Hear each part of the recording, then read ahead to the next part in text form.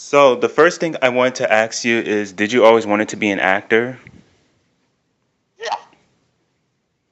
Okay. And was that who were some of your main inspirations? Like, did you look up to say, "Hey, I want to do that one day. That's what I want to be like." Well, when I was growing up, westerns were huge, and I was a big Randolph Scott fan. And yeah, so that was an influence. And maybe, and I think the first play I ever did was in grammar school. It was a play about, because I was living in California at the time, about finding gold at Sutter's Mill, Mhm. the gold rush of '49. And I forget whether I played the sheriff or whatever, but I liked. So, yeah, I've always wanted to be an actor. Awesome, awesome. And I know that you started out in Broadway theater, right? Well, I didn't start out in Broadway theater, but yeah, theater, all kinds of theater. I love theater.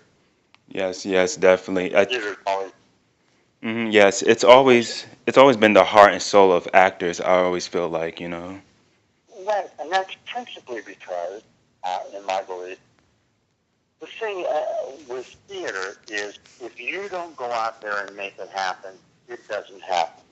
If Mhm. I'm out at a repertory theater and talking to students, and they say, gee, when I get out of school, do I want to, go to New York or L.A.? In all honesty, I say go to L.A. Mhm. because uh, Los Angeles, from my point of view, is photo driven, and New York is resume driven for young actors. Mhm. You know, because if I'm a producer in LA and I hire you for an episode of my whatever, and it Mhm. turns out that I don't like your work, I'll cut to the reaction shot. I'll bring up the violins. I'll dim the lights. If worst comes to worst, I'll overdub your voice. It'll cost me an extra $400. What do I care? But in theater, if you don't make it happen, it doesn't happen. Yes, I agree. In New York, actors, it's kind of like a starting tool because you want to say, let's say you wanted to. It's always nice, best to have your resume first before you head off to LA, where like big time productions and commercials and stuff are mostly shot at, and who knows, you get your chance of luck on maybe a TV show, movie. That's where LA is. But in New York, it's really best to do locally, especially start off locally. Mm-hmm. Well, and I think that yeah, if you've been in LA as an actor a while and it's not going on for you, then get your butt to New York City and take some classes and really develop your skills. And I do believe that there are phenomenal talents working in television and film these days. Hmm. But I'm prejudiced towards theater. Right, right. I think you're not the only one who feels that way. But how did you hear about Hi Honey I'm Home? Was it just like a local casting audition? No, I forget who first uh, told me about it. My agent in New York put me up for it, and I met Rick Mitz and Penny Hmm. Stallings. Uh, I was doing the Broadway play A Few Good Men at the time, and we had way too many callbacks to suit me, and I'm sure there weren't all that many. But I liked the project, and I actually found that doing the project was just like doing a one-act play every week, since you did it live in front of an audience, and uh, since your show was 23, maybe at the most 26 minutes long.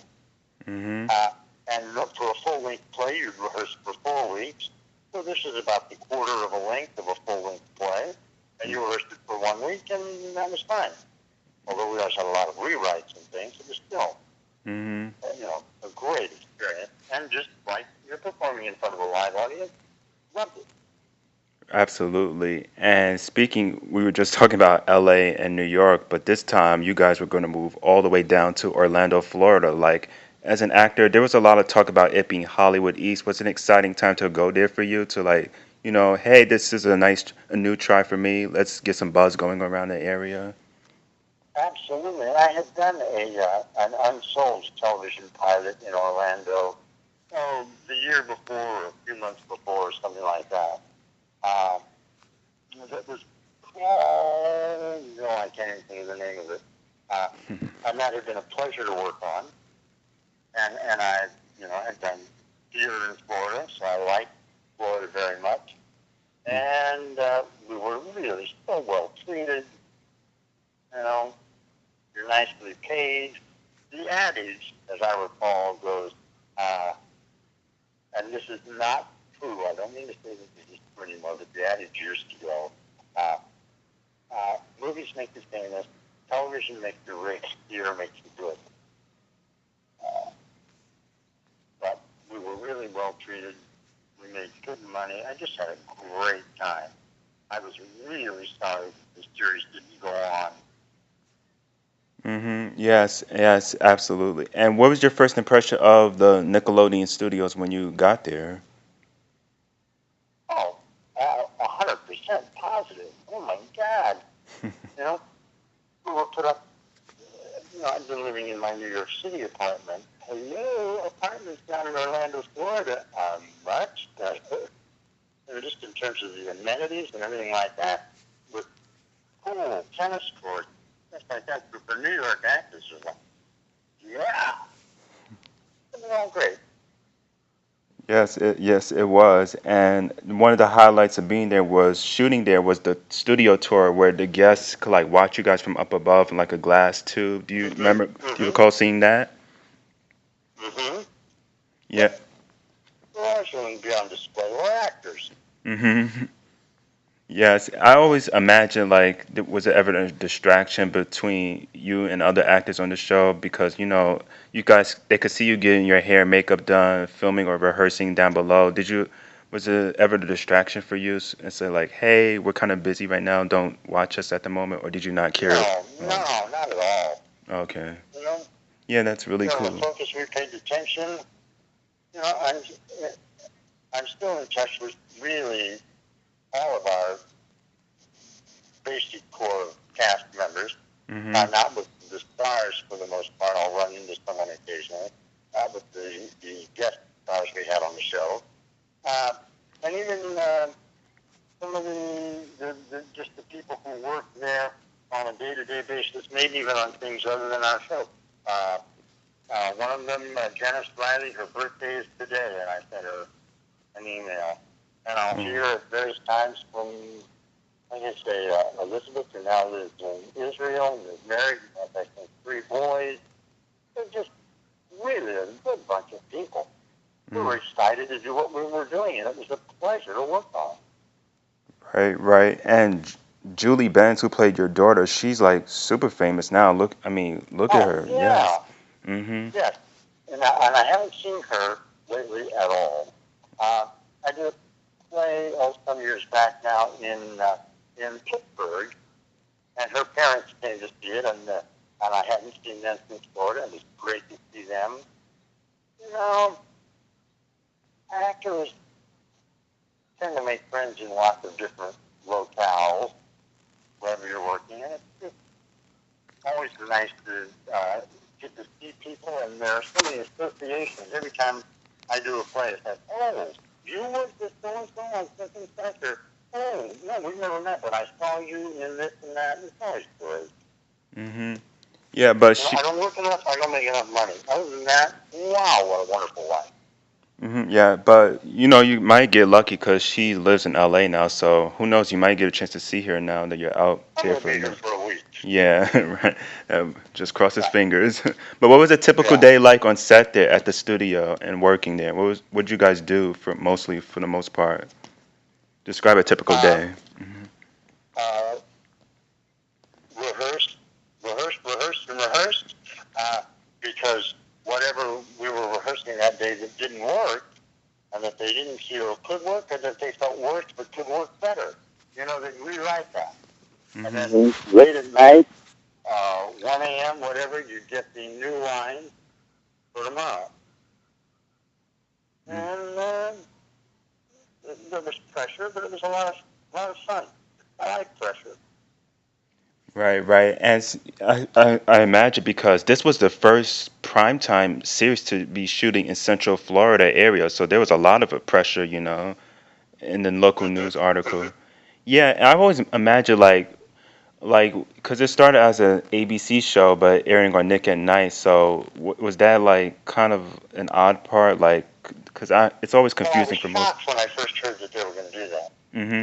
In fact, I was doing a play up in Portland, Maine, a new play, and I'd had a message to call my agent in New York, and I called, and they said that now the series that I'd been hired on to be on Nick at Night was also going to be on ABC, and they were going to do this roadblock thing and stuff like that. And I was like, wow, Mhm. but out of focus. And even though there may have been tremendous pressure because it was the first uh, major network series shot down there, uh, our intent and focus was not on that at all as the actors. We just wanted to be good. Mhm. You know, that's and actors are very used to that. Whether you're playing in a church basement with folding chairs or you're playing on a Broadway stage, the producers have other words about how it will sell, how it will look, whatever.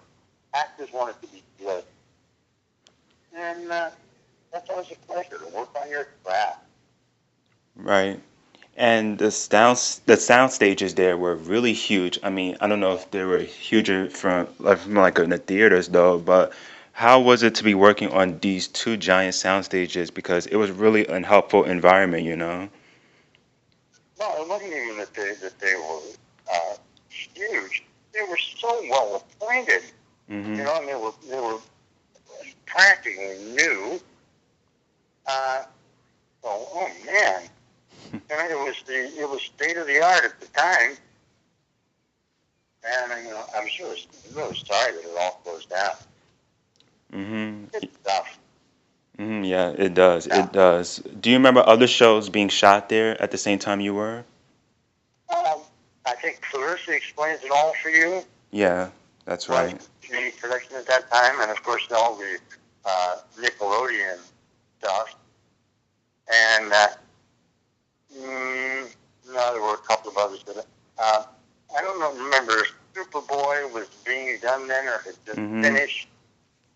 Uh, you know, but I went to see other actors work around there, theater productions and things like that. There was a great improv troupe uh, that I would go and work with. Loved them. It was very good. Yes, yes. I looked at the timeline. You guys, I don't know if you remember the game shows, but I'm gonna guess get the picture and what would you do was shooting at the same time you guys were. But Uh-huh. I don't know if you remember those, but they were like the game I'm not shows. familiar with those. Okay, yeah, But, yeah, 'cause Mark Summers he hosted What Would You Do, and Michael Malley he hosted Get the Picture. uh-huh. Yes, and Yeah. and one of the highlights about being there was I don't know if you remember the Gat Kitchen where the slime and the Gat was made. I don't know if you guys really. Oh, yeah. Yeah. Yeah, were you ever slimed at one point or see I somebody? was not. It would have been No, awesome. but It would have been. yeah, please, I would love to have seen if my character, Lloyd Nielsen, if his hair could have withstood a sliming, because that hair was pretty damn set in place. Oh yeah, it was. And do you wear glasses in real life? Because you could wear glasses on the No. show. Oh wow. Uh, Yeah. Did it mess up your eyes for the most part, or sometimes? I'm sorry, what was that question? Oh, did the glasses mess up your eyes for? Oh, no. No, it was clear glass. Mm-hmm. Oh, perfect. You know? Okay. So, what was one of the good things about living and working in Orlando? Uh, She's coming out of a movie theater one night and watching the space shuttle Oh yeah. take off in the sky. It's just like, you know, uh, life was so easy. One of the things that I love about when I'm out of New York is supermarkets. Oh my God, Orlando has fabulous supermarkets. We don't have anything near that in Manhattan. You know? Yeah. Yeah. They're all as well. Yeah, and there were great shopping malls there too. Like they're like Yeah. really upscale shopping malls, man. Uh-huh. Yeah, it's like really. I looked at Mall Millennia. It's huge, really glamorous, and the Florida Mall there. I'm always there. I'm originally from New York. I don't know if I told you that, but I'm originally. Oh, you're from New York? Yeah, I am. You know, on the corner where my apartment is, we have what is referred to as a supermarket. It says it on the sign. Uh, oh, I'm sorry, it's not a supermarket. By any standard, compared to what you see when, even now when I'm out in California this week. Oh, man. I love big supermarkets. I'm crazy, but that's the way it is. Oh, it's no problem. I mean, Pathmark, that's a really huge supermarket. I like that. And shop right, and so all that stuff.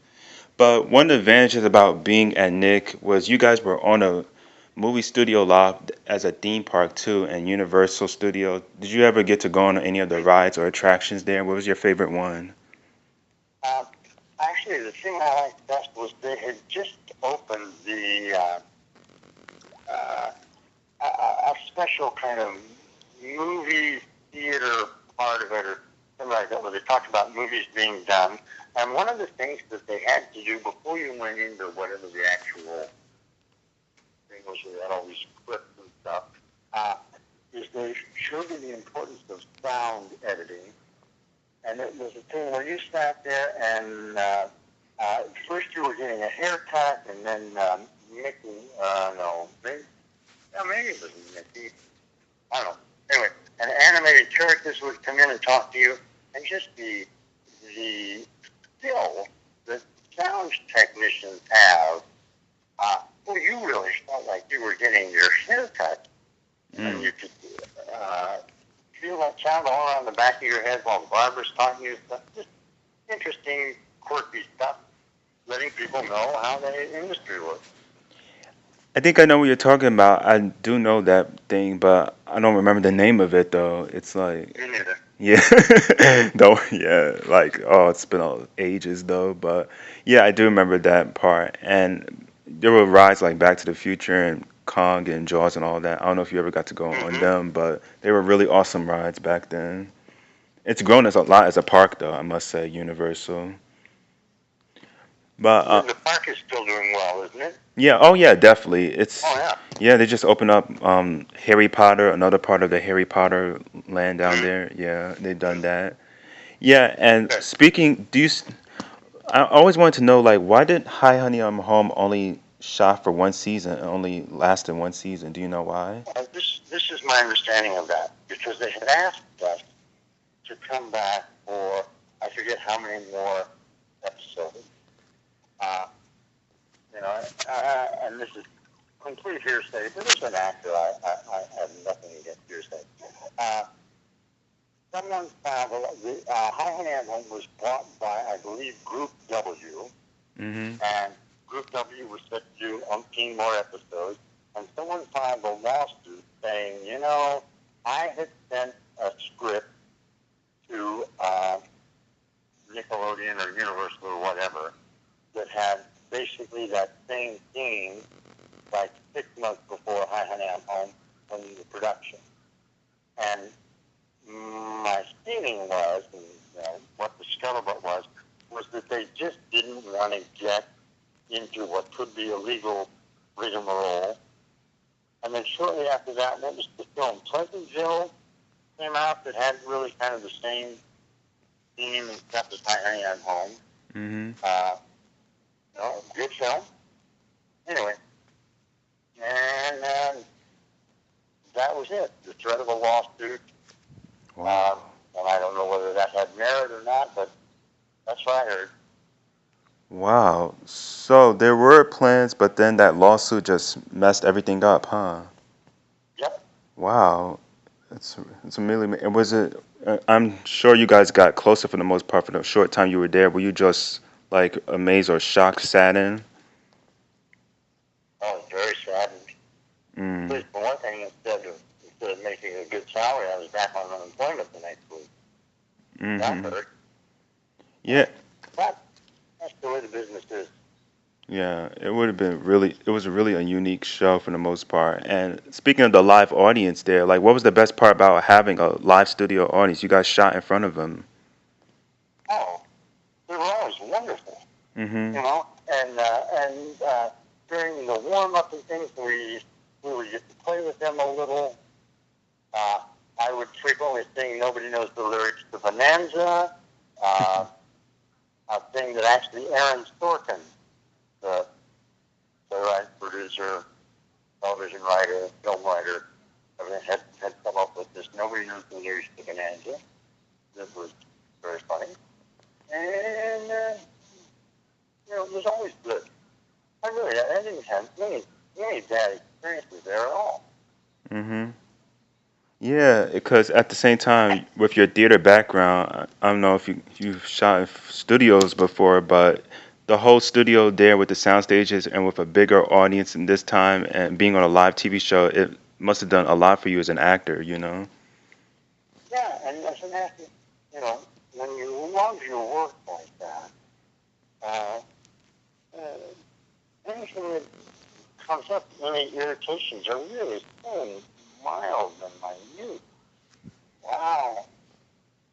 So, no, it was hugely positive for me. Huge positive. Yes, yes, definitely. And speaking of the positivity, the people there, because I've always heard so many great stories about how all the staff at Nick were just wonderful people. How great were everyone who worked there for you? Yeah, everybody enjoyed, you know, what was going on. And I'm sure there were problems and foibles and everything for everybody. And even for me, that, you know, just now I have no recollection of it all. But I had a great time. That's what stayed with me. Yes, yes, Terrific people. they are. I mean, so many people. They said that Nick was one of the best places to work at, and they're still great friends to this day. And I just love I hearing couldn't that agree because, more.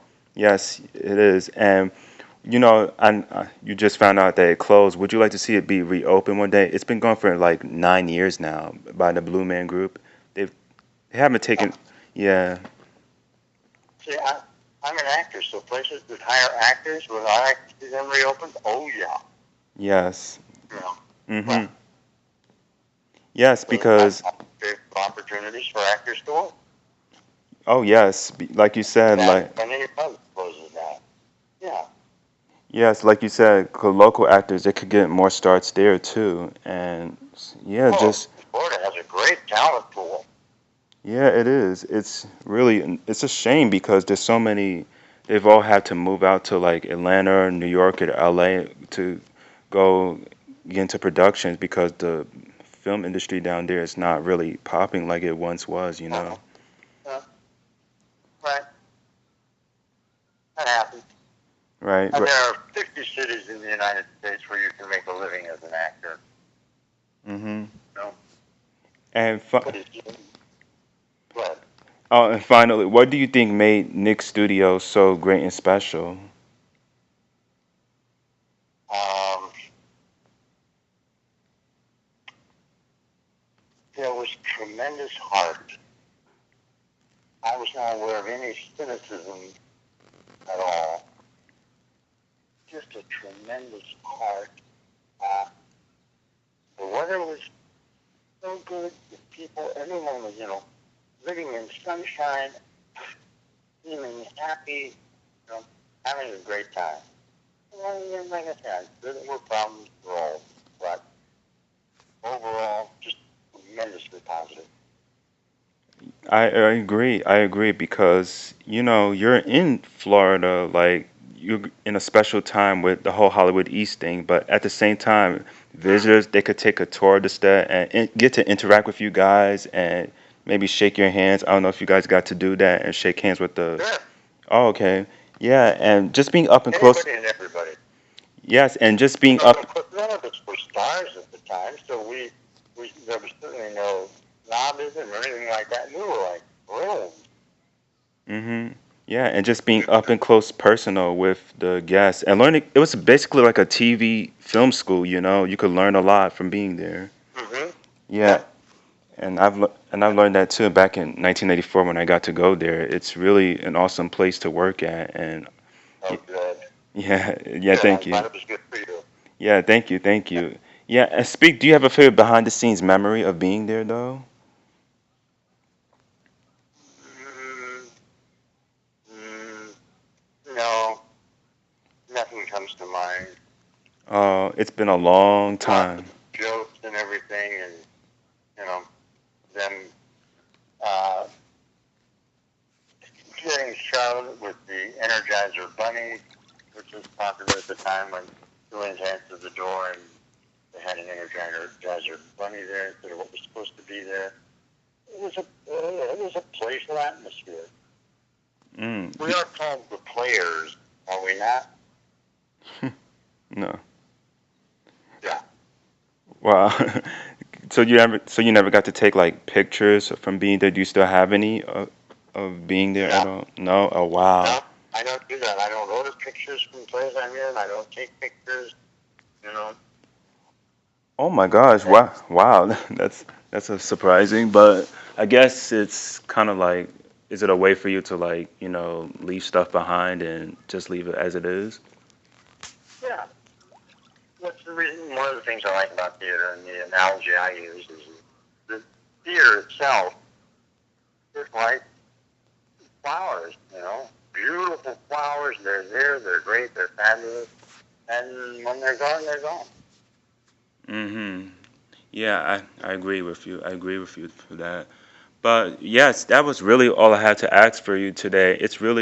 I had to thank you a Well, lot for talking to me today, I must say. I'm sorry it was so difficult for us to get together. Thank you for your patience, and best of luck. Keep me posted. Let me know what happens. I want to see it. Oh, sure. I will But definitely. yes or whatever. Oh, yes, and I'll let you know in the interview. I'll email it to you and text it to you when. Thank you. All right, no problem at all. All right, All the best, my friend. Okay, Bye. bye bye.